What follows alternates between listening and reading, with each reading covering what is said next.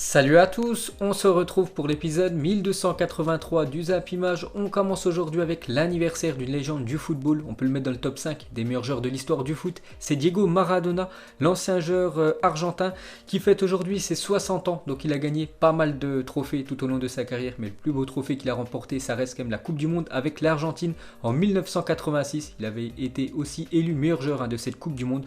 Il a beaucoup joué avec l'équipe de Naples, aussi avec l'équipe du FC Barcelone. Bon anniversaire à lui. Ensuite, on va ouvrir la page Europa League. On commence avec l'équipe de Lille qui recevait hier le Celtic Glasgow. Score final 2 partout. Donc Lille était mené quand même 2-0. Ils ont réussi à revenir à 2 partout dans ce match. Dommage pour Lille qui pourra nourrir des regrets parce qu'ils ont loupé un penalty. Donc 2 partout entre ces deux équipes. Donc le LOSC n'a remporté aucun de ses 13 derniers matchs à domicile en Coupe d'Europe. Ils ont un gros souci à domicile, l'équipe de Lille en Coupe d'Europe. Donc lors des 13 derniers matchs, c'est 6 matchs nuls, 7 défaites. C'est la pire série de l'histoire d'un club français en Coupe d'Europe, de faire 13 matchs d'affilée sans gagner. Et pour finir avec le LOSC, on va parler de Jonathan David. Et en 10 matchs disputés, Jonathan David, nouvelle recrue du LOSC, n'a toujours pas inscrit le moindre but. Et hier, il avait l'occasion d'inscrire un but, vu qu'il a tiré un penalty repoussé par le gardien du Celtic Glasgow. Donc n'oubliez pas que lui, c'est le joueur normalement qui doit remplacer Victor Osimhen, qui a quitté le club il y a quelques semaines. Et pour l'instant, 10 matchs effectués, 0 but pour lui. Ensuite, on va parler de l'autre club français engagé en Europa League. C'est le l'OGC Nice qui jouait contre une équipe d'Israël. C'est l'équipe de Beersheva. Et Nice s'est imposé 1-0. L'OGC Nice s'impose grâce à un but, comme d'habitude, d'Amine Gouiri, l'ancien lyonnais. Je pense que Lyon doit s'en mordre les doigts de l'avoir laissé filer il y a quelques semaines. Et Amine Gouiri, la révélation, toute compétition confondue, depuis qu'il a rejoint cette équipe de Nice. En tout, il a fait 10 matchs, 5 buts et 2 passes D. Des très belles stats pour l'ancien attaquant lyonnais. Et on peut voir que Nice a fait la une aujourd'hui du journal L'équipe, c'est marqué Pora Nissa. En gros, ça veut dire pauvre Nice par rapport à ce qui s'est passé hier un peu plus tôt dans la journée du côté de Nice. Donc les joueurs de Nice hier portaient un brassard noir. Ensuite, on continue avec les autres résultats. Lors de cette soirée hier d'Europa League, Arsenal recevait l'équipe de Dundalk, une équipe d'Irlande. Et les Gunners se sont imposés 3-0 grâce à des buts de Nketiah, Willock et Nicolas Pepe. Donc parfait pour eux.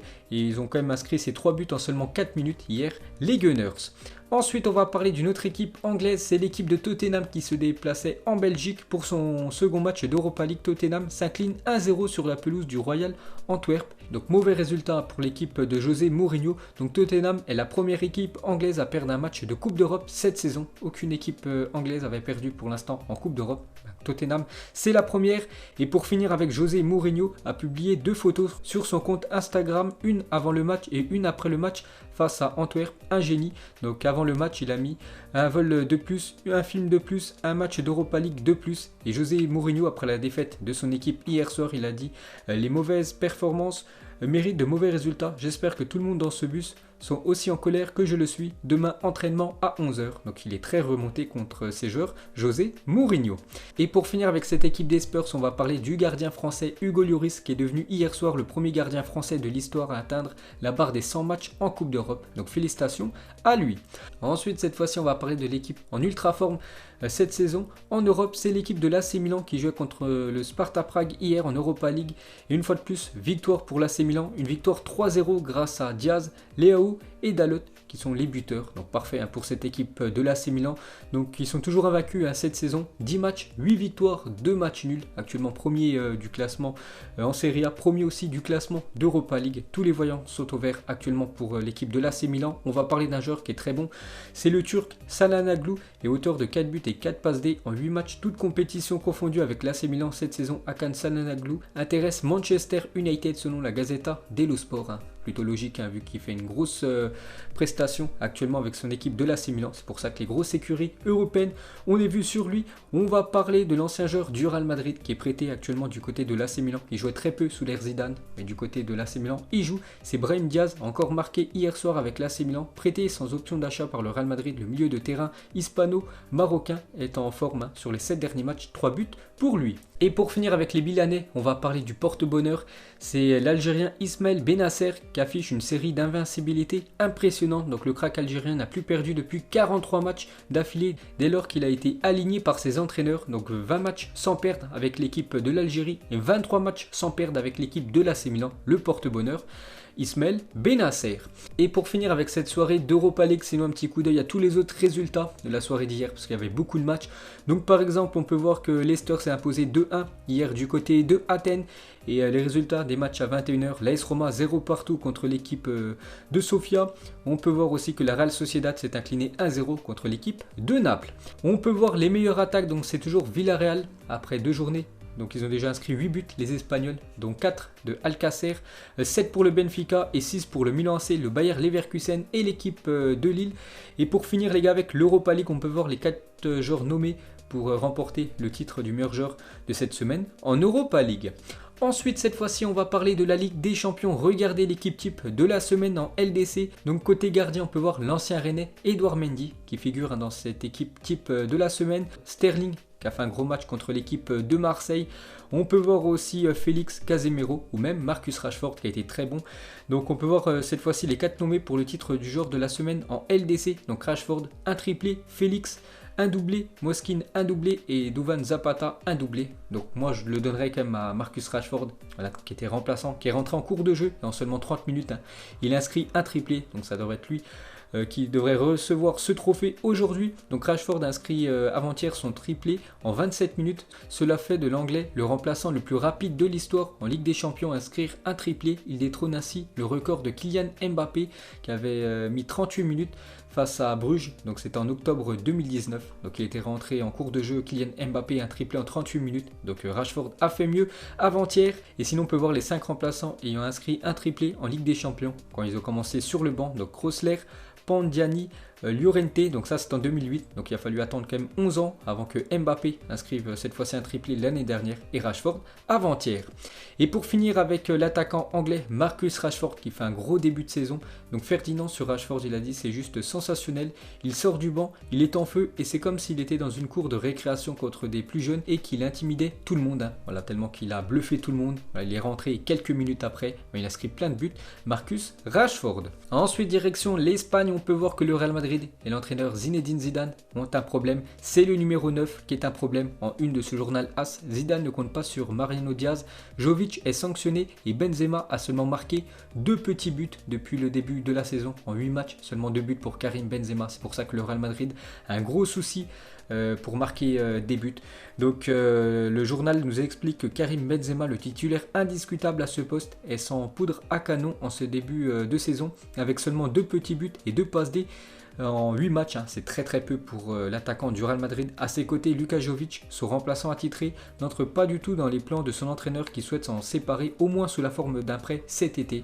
Donc en gros, voilà, le Real Madrid doit absolument chercher un numéro 9 peut-être lors du futur mercato, le mercato hivernal, parce que actuellement c'est Benzema le titulaire et les joueurs qui peuvent le concurrencer, donc Jovic et Mariano Diaz, ça ne va pas du tout l'affaire. Donc le gros problème actuellement pour le Real, c'est le numéro 9. Ensuite, pour continuer avec les merengues, regardez les notes des joueurs du Real Madrid contre le Borussia Mönchengladbach avant-hier en Ligue des Champions. Donc on peut voir que la pire note côté Real Madrid, c'est Vinicius Junior qui avait déjà obtenu la note de 3 lors du dernier Classico samedi dernier. Et contre le Borussia Mönchengladbach, cette fois-ci, il a obtenu la note de 2, l'ailier brésilien. Ensuite, pour continuer avec le Real Madrid, donc sur les 160 équipes qui ont débuté la phase de groupe de Ligue des Champions avec un point récolté en 2 journées, donc actuellement c'est le cas pour le Real Madrid, seules 32 équipes ont réussi à se qualifier pour le tour suivant, dont 2 fois le Real Madrid en 2002-2003 et 2019-2020. La saison dernière, c'est que le Real Madrid avait commencé seulement avec un seul point en 2 matchs de Ligue des Champions, mais pas été dans le groupe du Paris Saint-Germain, donc ils avaient quand même réussi à se qualifier en 2e position. Et cette année, c'est le même cas de figure pour le Real Madrid, seulement 1 point lors des 2 premiers matchs. Donc match décisif la semaine prochaine contre l'Inter Milan et peut-être une bonne nouvelle pour le Real Madrid parce que l'attaquant vedette de l'Inter Milan est actuellement indisponible.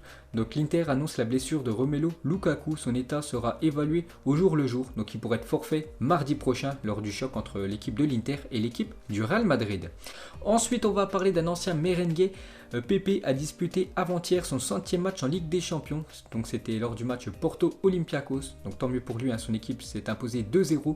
Donc il a disputé son 100e match de LDC. Félicitations à lui. Donc il disputera dans quelques jours son match de Ligue des Champions cette fois-ci en recevant l'OM. Ensuite, on va parler de Kylian Mbappé a été directement impliqué dans 146 buts lors de ses 131 matchs, toutes compétitions confondues pour le Paris Saint-Germain.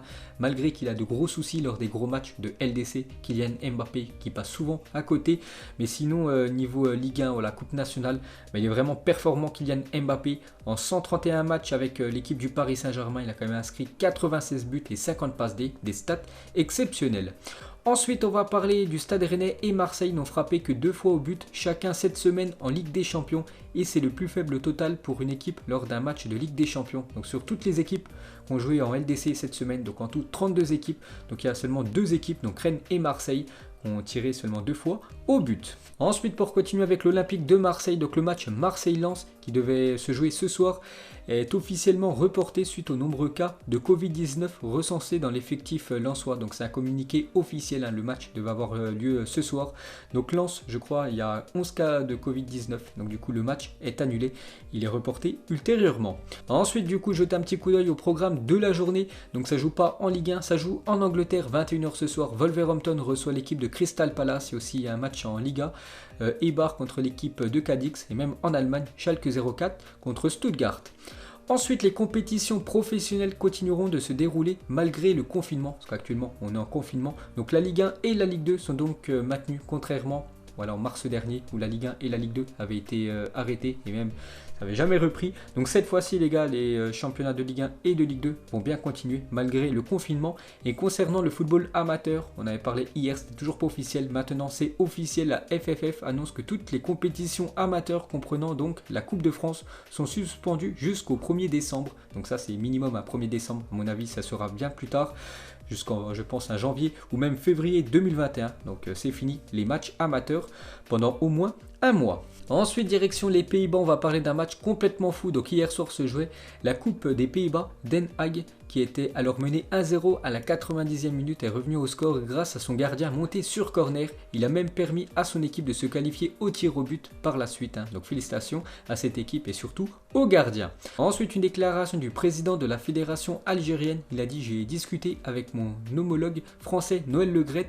Les deux côtés se sont montrés intéressés par l'organisation de ce match amical Algérie-France qui pourra avoir lieu très prochainement. Ensuite, la belle déclaration de Christian Vieri après le match de Messi face à la Juventus. Donc Vieri, ancien très grand numéro 9, il a par exemple joué du côté de l'Inter, donc maintenant il est consultant pour une chaîne sportive italienne. Il a dit: Messi est un magicien, c'est le Harry Potter du football. Quand il arrêtera de jouer, je jette ma télé, je ne veux plus travailler à la télé, je vais regarder Netflix, rien d'autre. Quand il va arrêter, il n'y aura plus rien d'autre à regarder, oubliez-moi. Donc c'est un grand fan de Léo Messi, l'attaquant italien. Ensuite, pour continuer avec Léo Messi, donc Jordi Farré, candidat à la présidence du Barça, parce qu'actuellement il n'y a personne en tant que président du FC Barcelone, vu que Bartomeu a démissionné avant-hier. Donc lui pourrait être le futur président du FC Barcelone. Il a dit: nous serions contents si Léo Messi nous demandait d'aller passer un an à Newell, donc son premier club où il a évolué quand il était très jeune, avant de revenir et de terminer sa carrière au Barça. Donc affaire à suivre. Ensuite, on va parler de l'entraîneur du Paris Saint-Germain, Thomas Tuchel. Et pour se débarrasser de Thomas Tuchel, le PSG devrait débourser un montant de 10 millions d'euros, une somme trop élevée pour Leonardo, d'après le journal Le Parisien. Donc vraiment, si le PSG ne veut plus du tout de Thomas Tuchel, il devrait quand même débourser 10 millions d'euros pour licencier le coach allemand. Ensuite, Leon Goretzka est tellement balèze qu'il a craqué la manche de son t-shirt en fêtant son but avec Pavard lors du dernier match de Ligue des Champions de l'équipe du Bayern. Une petite info sur le joueur musclé Leon Goretzka. On va parler d'un autre joueur du Bayern, c'est David Alaba, et le Bayern Munich ne sont pas parvenus à trouver un accord pour une prolongation de contrat. Donc actuellement, il est en fin de contrat en juin 2021. Donc après une troisième réunion, ça fait déjà 3 fois qu'il se réunit pour prolonger son contrat. À chaque fois, il n'y a pas d'accord, parce que peut-être qu'il espère toucher un peu plus d'argent. Donc du coup, le Real Madrid et le Barça suivent de très près la situation de David Alaba, qui n'a toujours pas trouvé d'accord avec le Bayern Munich pour prolonger, et dont le contrat prend fin en juin 2021. Donc il pourrait partir libre, si bien sûr il ne trouve pas d'accord avec son équipe du Bayern. Ensuite, on peut voir que c'est Papu Gomez qui est élu joueur du mois de septembre de Serie A. Félicitations au joueur argentin de cette équipe de l'Atalanta Bergame. C'est lui qui reçoit ce trophée du joueur du mois. Ensuite, on va parler de Dayot Upamecano, le défenseur de l'équipe de France, aurait dû signer à Manchester United lorsqu'il avait 16 ans. Le jeune français s'était déplacé à Manchester pour y signer son contrat, mais était reparti car les Mancuniens n'avaient préféré offrir que 500 000 € au lieu des 700 000 demandés. Donc du coup, il avait quitté cette équipe de Valenciennes direction l'Autriche pour rejoindre Salzbourg et quelques mois plus tard, il avait rejoint cette fois-ci l'équipe du RB Leipzig. Ensuite, une déclaration de Ryan Cherki, il a dit: je me rappelle quand j'allais chez le coiffeur pour faire la crête à l'époque, c'est la coupe que tous les enfants faisaient parce que c'était celle de Cristiano Ronaldo. Et bien sûr, tout le monde voulait faire la coupe de CR7. Et pour finir ce Zap Image, aujourd'hui, pas de question de fin, juste une photo du magnifique stade au Mexique du CF Monterrey. Regardez ce magnifique stade avec les montagnes derrière, tout simplement. Magnifique. Donc voilà les gars, la fin de ce Zap Image 1283. Donc si ça vous a plu, un petit like et on se retrouve demain pour le prochain épisode. Ciao à tous.